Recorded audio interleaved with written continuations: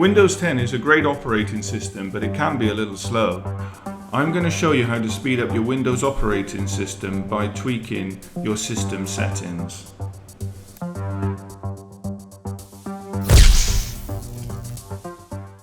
Tip 1. Update Windows 10. To make sure Windows is fully up to date, you can go to your Start cog, then click Update and Security, and then click Check for Update.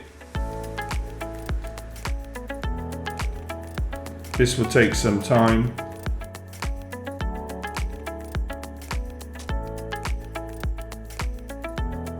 Windows Update will then show you any updates that you need to install. Tip 2. Select your power plan.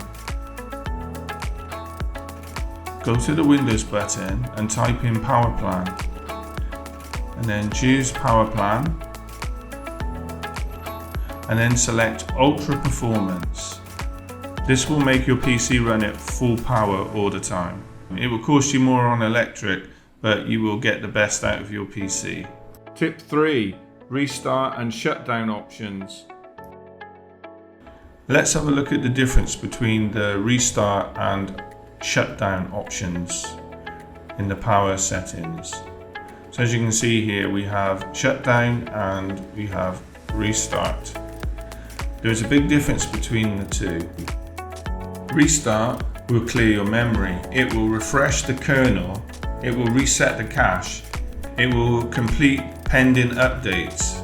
It will fix 1001 problems, whereas shutdown simply copies them to a piece of memory. To keep your PC running smoothly, make sure that you restart your PC at least 2 or 3 times every week. If you like this video, don't forget to hit the subscribe button and the like button and the notification bell so that you will be informed of any new videos that we create. If you would like to see more videos like these on different topics regarding PC, leave your comments in the comments section below, along with any other topics that you'd like me to cover in future videos.